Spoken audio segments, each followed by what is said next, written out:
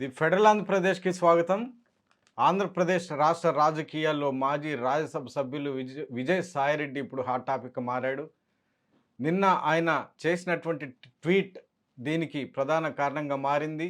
ప్రశ్న రావణ్ని అరెస్టు చేసినటువంటి నేపథ్యంలో ఆయనకి సపోర్టివ్గా నిలుస్తూ మాట్లాడుతూ వస్తున్నటువంటి ప్రముఖ సినీ నటుడు ప్రకాష్ రాజ్ చేస్తున్నటువంటి మాటలు, ఈ రెండు అంశాలని ఆయన ప్రస్తావించారు.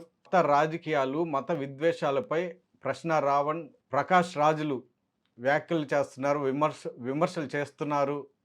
వీళ్ళకి వైసీపీ సపోర్ట్ చేయడము ఏంటి అంటూ ఆయన ప్రస్తావించారు. ఈ అంశాలన్నీ ఇప్పుడు ఆంధ్రప్రదేశ్ రాష్ట్ర రాజకీయాల్లో పెద్ద సంచలనంగా మారాయి, చర్చనీయాంశంగా మారాయి. విజయసాయిరెడ్డి తన రాజ్యసభ స్థానానికి రాజీనామా చేసిన తర్వాత వైసీపీ ప్రాథమిక సభ్యత్వానికి రాజీనామా చేశారు. ఆ తర్వాత ఆయన రాజకీయాల నుంచి తప్పుకుంటున్నాను అని ప్రకటించారు. వ్యవసాయం చేసుకుంటూ మిగిలిన శేష జీవితాన్ని గడుపుతాను అంటూ ఆయన అప్పట్లో ప్రకటించారు. అది కూడా అప్పట్లో సంచలనంగా మారింది.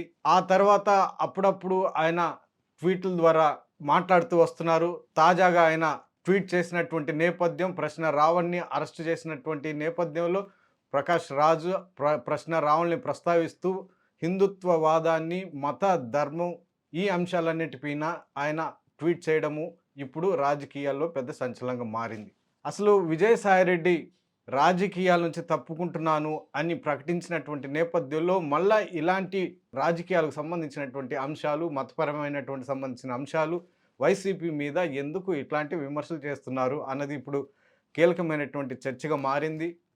అసలు విజయసాయిరెడ్డి ప్రశ్న రావణ్ని, ప్రకాష్ రాజుల్ని వాళ్ళని విమర్శిస్తూ ఏమని వ్యాఖ్యలు చేశారు అనేది ఒకసారి చూద్దాం. ఆయన చేసినటువంటి వ్యాఖ్యల్ని మీకు చదివి వినిపిస్తాను, ఒకసారి పరిశీలించండి.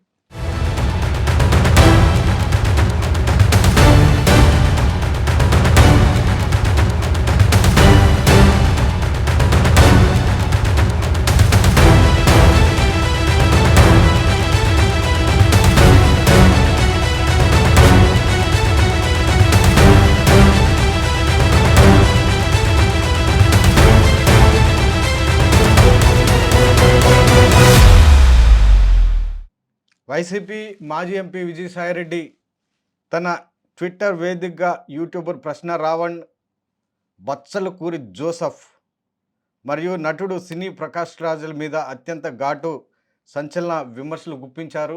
హిందూ మతం, సనాతన ధర్మంపై వారు అనేక వ్యాఖ్యలు చేస్తున్నారు అంటూ ఆయన విమర్శలు గుప్పించారు.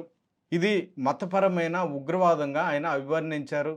ఈ ప్రశ్న రావణ్, ప్రకాష్ రాజులు అసలు ఎక్కడి నుంచి వస్తున్నారు, ఎక్కడి నుంచి పుట్టుకొస్తున్నారు, వీరికి మద్దతు ఇస్తున్నది ఎవరు, వీరు ఏ సంస్కృతికి వారసులు, వీరి తల్లిదండ్రులు, తాతలు ఎవరు, వీరి మూలాలు ఎక్కడున్నాయో తెలుగు రాష్ట్రాల్లోని ప్రతి ఒక్కరు ఆలోచించాలి అని ఆయన విజయసాయిరెడ్డి నిలదీసే ప్రయత్నం చేశారు.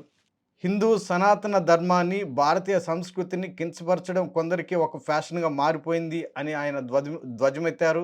సమాజంలో మత విద్వేషాలు రేకెత్తిస్తున్న ఇలాంటి వ్యక్తులకు చట్టం వేసే శిక్షలు మాత్రమే సరిపోవని, సమాజం కూడా వీరిని పూర్తిగా వెలివేసి బుద్ధి చెప్పాలని ఆయన ఘాటుగా స్పందించారు. ఇలాంటి దేశద్రోహ, మతద్రోహ చర్యలకు యావజ్జీవ శిక్ష లేకపోతే మరణ శిక్షణ విధించిన తప్పు లేదని ఆయన ఘాటుగా స్పందించారు. ఉపా చట్టం కింద అరెస్ట్ అయిన యూట్యూబర్ ప్రశ్న రావణ్ను, అలాగే ప్రకాష్ రాజును వైఎస్ఆర్ కాంగ్రెస్ పార్టీ నేరుగా సమర్థించడాన్ని విజయసాయిరెడ్డి తీవ్రంగా తప్పుపట్టారు. వైసీపీ ఇలా సమర్థించడం ముమ్మాటికి హిందుత్వం, సనాతన ధర్మం, మన దేశంపై జరుగుతున్న దాడిగా ఆయన అభివర్ణించారు. ఇలా విజయసాయిరెడ్డి ప్రకాష్ రాజ్ మీద, ప్రశ్న రావణ్ మీద వాళ్ళని సమర్థిస్తున్నారు అన్న పేరుతోటే వైసీపీని తీవ్రమైనటువంటి విమర్శలు గుప్పించారు. అంటే ప్రశ్న రావణ్ని అరెస్టు చేయడం వైసీపీ ఖండించింది. ఆ పార్టీ అధినేత వైఎస్ జగన్మోహన్ రెడ్డి తీవ్రంగానే ఖండించారు. ఆ మేరకు అప్పట్లో ఆయన ట్వీట్ కూడా చేశారు. ఆ తర్వాత ప్రకాష్ రాజ్ ప్రశ్న రావణ్ని సమర్థిస్తున్నటువంటి తీరు పైన కూడా వైసీపీ సమర్థిస్తూ వస్తూనే ఉంది. ఈ నేపథ్యంలో విజయసాయిరెడ్డి ఈ వ్యాఖ్యలు చేయడం ఇప్పుడు కీలకంగా మారింది. అసలు విజయసాయిరెడ్డి ఎవరు అన్నది ఇప్పుడు కీలకమైనటువంటి అంశంగా మారింది. విజయసాయిరెడ్డి 2014 ముందు రాజకీయ తెరపైన లేరు అన్నది ఒక కీలకమైన చర్చ ఉంది. ఆయన చార్టర్డ్ అకౌంటెంట్, ఒక పేరు మోసినటువంటి వ్యాపారవేత్త. ఆయన అకౌంటింగ్ రంగంలో ఒక కింగ్ మేకర్‌గా ఉన్నారు. గతంలో ఎప్పటినుంచో వైఎస్ఆర్ కుటుంబానికి, వైఎస్ఆర్‌కి, వ విజయసాయిరెడ్డికి మంచి అవినాభావ సంబంధం ఉంది. మంచి కుటుంబ సంబంధాలు కలిగి ఉన్నారు. ఒక మంచి ఫ్రెండ్‌షిప్ కూడా ఉంది. ఆ విధంగా వాళ్ళిద్దరికీ ఎప్పటినుంచో స్నేహబంధం కొనసాగుతూ వస్తూ ఉంది. అది వైఎస్ఆర్ మరణం అనంతరం అది వైఎస్ జగన్మోహన్ రెడ్డి వైపు తిరిగింది. జగన్మోహన్ రెడ్డి వెంట ఆయన కీలకంగా నిలబడే ప్రయత్నం చేస్తూ వచ్చారు. వ్యాపార రంగంలోకి సంబంధించినటువంటి అకౌంటింగ్ అంశాలను ఆయన పర్యవేక్షిస్తూనే రాజకీయంగా కూడా జగన్మోహన్ రెడ్డికి అండగా నిలబడే ప్రయత్నం చేస్తూ వచ్చారు. ఆ తర్వాత అనతి కాలంలోనే ఆయనకి వైఎస్ఆర్‌సీపీలో కీలకమైనటువంటి బాధ్యతలు అప్పగించారు. అలా ఆయన వైఎస్ జగన్మోహన్ రెడ్డి తర్వాత ఆ పార్టీలో రెండో కీలకమైనటువంటి వ్యక్తిగా ఆయన ఎదిగారు. ఆ మేరకు వైఎస్ఆర్ పార్టీ నాయకులు, క్యాడర్ గాని ఆయన్ని కూడా గౌరవిస్తూ వచ్చింది. ఆయన సూచించినటువంటి ఆయన అడుగుజాడల్లో కూడా నడిచే ప్రయత్నం ఆ పార్టీ క్యాడర్ చేస్తూ వచ్చింది. మొత్తం మీద జగన్మోహన్ రెడ్డికి ఒక కుడిభుజంగా అటు రాజకీయాల్లోనూ, ఇటు వ్యాపార రంగంలోనూ ఉంటూ వచ్చారు విజయసాయిరెడ్డి అన్నది ఇక్కడ కీలకమైనటువంటి అంశం.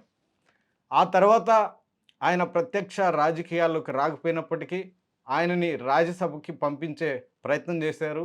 అలా 2 దఫాలుగా విజయసాయిరెడ్డిని వైఎస్ఆర్ కాంగ్రెస్ పార్టీ నుంచి జగన్మోహన్ రెడ్డి రాజ్యసభకు ఎంపిక చేశారు. అయితే 2024 తర్వాత పరిస్థితులు మొత్తం ఒకసారి యూటర్న్ తీసుకున్నాయి. కూటమి అధికారంలోకి రావడం, ఆయన మీద కేసులు నమోదు కావడం, ఈ పరిణామాల నేపథ్యంలో రాజకీయాలు ఒక్కసారిగా యూటర్న్ తీసుకున్నాయి. కూటమి ప్రభుత్వం అధికారంలోకి వచ్చిన వెంటనే మద్యం కుంభకోణం కేసు తెరపైకి తీసుకొచ్చింది. ఆ తర్వాత కాకినాడ పోర్టు కేసు తెరపైకి తీసుకొచ్చింది. ఇలా కేసులు నమోదవుతున్నటువంటి నేపథ్యంలో ఈ కేసుల్లో విజయసాయిరెడ్డి కూడా ఒక నిందితుడిగా పేర్కొంటూ కేసులు నమోదు చేశారు. అంటే మద్య కుంభకోణం కేసు అయితేనేమి, కాకినాడ పోర్టు కేసు అయితేనేమి, ఇలా కేసుల్లో విజయసాయిరెడ్డిని కూడా ఒక కీలకమైనటువంటి నిందితుడిగా ఇక్కడ పేర్కొంటూ వచ్చారు. అంతకుముందే ఆయనకి జగన్ అక్రమాస్తు కేసుల్లో ఆయన కీలకమైనటువంటి నిందితుడిగా ఉన్నారు. ఆ కేసుల్లో విచారణ ఎదుర్కొంటున్నారు. A2గా ఆయన ఉన్నారు. అప్పట్లో వైసీపీ ప్రభుత్వం అధికారంలో ఉన్నప్పుడు విజయసాయిరెడ్డి మీద A2 అంటూ ప్రతిపక్షాలు భారీగానే విమర్శలు చేస్తూ వచ్చాయి. అంటే జగన్మోహన్ రెడ్డి అక్రమాస్తు కేసుల్లో ఈయన కూడా ఒక కీలకమైన నిందితుడిగా ఉన్నారు అన్నది ఇక్కడ కీలకమైనటువంటి చర్చ. ఆ తర్వాత ఆంధ్రప్రదేశ్ రాష్ట్ర రాజకీయాలు మరో యూటర్న్ తీసుకున్నాయి. ఈ కేసులు నమోదవుతున్నటువంటి ప్రక్రియలో భాగంగా విజయసాయిరెడ్డి తన పదవికి రాజీనామా చేయాలని నిర్ణయించుకున్నారు. మరి ఎందుకు చేయాలనుకున్నారు అన్నది కూడా కీలకమైన చర్చగా ఉంది. మొత్తం మీద తన రాజ్యసభ స్థానానికి రాజీనామా చేస్తున్నట్టు ప్రకటించారు. జనవరి 2025లో ఆ ప్రకటన చేశారు. ఆ తర్వాత వైసీపీ పార్టీకి ప్రాథమిక సభ్యత్వానికి కూడా ఆయన రాజీనామా చేశారు. ఈ సందర్భంగా వైసీపీ పార్టీ మీద, ఆ పార్టీ అధినేత మాజీ ముఖ్యమంత్రి జగన్మోహన్ రెడ్డి మీద చాలా తీవ్రమైనటువంటి విమర్శలు గుప్పించారు. ఆయన చుట్టూ కోవర్టులు ఉన్నాయి, అందువల్లే తాను రాజీనామా చేస్తున్నాను అని ఆ సందర్భంగా ఆయన ప్రకటించారు. జగన్మోహన్ రెడ్డి ఇప్పుడైనా మేల్కోవాలి, లేకపోతే ఆయన పార్టీకి తీవ్ర నష్టం కలుగుతుంది అని ఆయన విమర్శలు చేసే ప్రయత్నం చేశారు. మొత్తం మీద రాజ్యసభ స్థానానికి వైసీపీ ప్రాథమిక సభ్యత్వానికి రాజీనామా చేసినటువంటి సందర్భంలో వైసీపీ మీద, జగన్ మీద తీవ్ర స్థాయిలోనే విరుచుకుపడ్డారు అన్న చర్చ కూడా ఉంది. ఇలా రాజీనామాలు చేసినటువంటి సందర్భంలో ఆయన గతంలో ఎప్పుడు ఎన్నడూ లేని విధంగా హిందుత్వ వాదాన్ని తెరపైకి తీసుకొచ్చే ప్రయత్నం చేశారు. హిందూ ధర్మం కోసం, హిందూ ధర్మం పరిరక్షణ అంశాలను కూడా ఆయన తెరపైకి తీసుకొచ్చారు. వైసీపీ, జగన్మోహన్ రెడ్డి ఆ విధమైనటువంటి చర్యలు తీసుకోవడం లేదు అన్న విషయాన్ని కూడా ఆయన విమర్శించే ప్రయత్నం చేశారు. మొత్తం మీద వైసీపీ వెంట ఉన్నప్పుడు కానీ, అంతకుముందు వైఎస్ఆర్ వెంట ఉన్నప్పుడు కానీ ఆయన ఎప్పుడు కూడా, అంటే ప్రత్యక్ష రాజకీయాల్లో ఉన్నప్పటికీ, పరోక్షంగా ఆయన ఉన్నప్పటికీ ఎప్పుడు కూడా హిందుత్వం గురించి, హిందూ మతం గురించి, వాటికి సంబంధించినటువంటి అంశాలను ఎప్పుడు కూడా ఆయన ప్రస్తావించలేదు.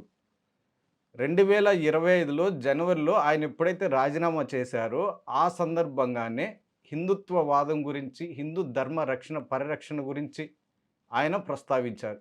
ఇది ఇక్కడ కీలకమైనటువంటి అంశం. మరి ఈ అంశాలని హిందూ మతం, హిందుత్వవాదం, హిందూ ధర్మ పరిరక్షణ ఈ అంశాల గురించి ఆయన ప్రస్తావించడంలో వ్యూహం ఏంటి, ఎత్తుగడలేంటి అన్నది ఇక్కడ కీలకమైన చర్చగా మారింది.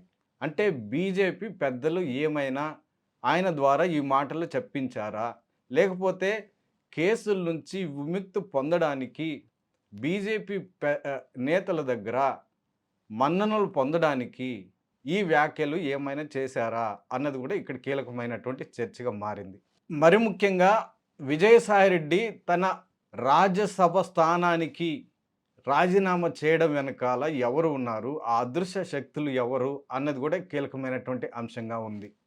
అంటే ఆయన కేసుల నుంచి భయపడి తన పదవికి రాజీనామా చేశారా? లేకపోతే తన పదవికి రాజీనామా చేయాలని బీజేపీ పెద్దలు ఏమైనా ఆదేశాలు జారీ చేశారా? నిజంగానే జగన్మోహన్ రెడ్డికి, వైసీపీ పార్టీకి, విజయసాయిరెడ్డికి పడకుండా ఏమైనా వచ్చిందా? కేసుల నుంచి తప్పించుకోవడానికి వాళ్ళ కుటుంబ సభ్యులు ఆయన మీద బలమైనటువంటి ఒత్తిడి ఏమైనా తీసుకొచ్చారా? ఆ మేరకే ఆయన తన పదవికి రాజీనామా చేశారా? కేంద్ర ప్రభుత్వ పెద్దల దగ్గర సరెండర్ అయ్యారా? అన్నది కూడా ఇక్కడ కీలకమైనటువంటి ప్రశ్నలుగా ఉన్నాయి, చర్చగా కూడా ఉంది. మరోవైపు తాజాగా ఆయన రావణ్ పైన, ప్రకాష్ రాజు పైన చేసినటువంటి ఈ వ్యాఖ్యలు ఇప్పుడు రాజకీయాల్లో తీవ్రమైనటువంటి సంచలనంగా మారాయి, పెద్ద ఎత్తున చర్చగా కూడా మారాయి. మరోవైపు ప్రశ్న రావణ్ని, ప్రకాష్ రాజుని వైసీపీ సమర్థిస్తుంది. ఎందుకు సమర్థిస్తుంది అన్న అంశం కూడా ఇక్కడ విజయసాయిరెడ్డి చేసినటువంటి వ్యాఖ్యలు ఇక్కడ కీలకంగా మారాయి.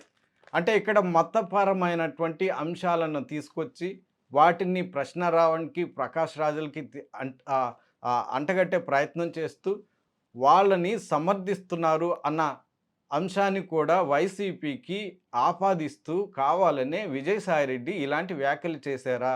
రాజకీయంగా మతపరమైనటువంటి సమస్యలు వైసీపీకి జగన్మోహన్ రెడ్డి చుట్టూ చర్చలు జరిగే విధంగా కావాలనే విజయసాయిరెడ్డి ఈ వ్యాఖ్యలు చేశారా? ఆ విధంగా చేయాలని కేంద్ర ప్రభుత్వ పెద్దలు ఏమైనా సూచించారా? ఇలా చేస్తే ఆంధ్రప్రదేశ్లో వైసీపీకి, జగన్మోహన్ రెడ్డికి కొన్ని వర్గాలకే పరిమితమయ్యే విధంగా ఏమైనా రాజకీయ వ్యూహం బీజేపీ పెద్దలు ఏమైనా చేశారా అన్నది కూడా ఇక్కడ కీలకమైనటువంటి అంశంగా మారింది. మొత్తం మీద ఇప్పుడు విజయసాయిరెడ్డి చేసినటువంటి కీలకమైనటువంటి వ్యాఖ్యలు, హిందుత్వవాదానికి సంబంధించినటువంటి అంశాలు, ప్రశ్న రావణ్, ప్రకాష్ రాజుకు సంబంధించినటువంటి విమర్శలు, అదేవిధంగా వైసీపీకి జగన్మోహన్ రెడ్డి పైన ఆయన సంధించినటువంటి తీరు ఇప్పుడు ఆంధ్రప్రదేశ్ రాష్ట్ర రాజకీయాల్లో ఒక సంచలనంగా మారాయి. ఇవి భవిష్యత్తులో ఎలాంటి మలుపు తీసుకోబోతున్నాయి అన్న అంశం కూడా ఇప్పుడు కీలకంగా మారింది. మరి ఇది వరకే తాను రాజకీయాల నుంచి తప్పుకుంటున్నాను, వ్యవసాయం చేసుకుంటూ తన శేష జీవితాన్ని గడుపుకుంటాను, ప్రశాంతంగా గడుపుకుంటాను, కుటుంబ సభ్యులతో హ్యాపీగా జీవిస్తాను అని ప్రకటించినటువంటి విజయసాయిరెడ్డి మరి ఇప్పుడే ఎందుకు ఇలాంటి వ్యాఖ్యలు చేశారు? బీజేపీలోకి ఏమైనా వెళ్తున్నారా? అలా వెళ్ళడానికి తన మార్గాన్ని సుగమం చేసుకునే ప్రయత్నంలో భాగంగా ఈ విధమైనటువంటి వ్యాఖ్యలు చేస్తున్నారా అన్నది కూడా ఇక్కడ కీలకమైనటువంటి అంశంగా మారింది.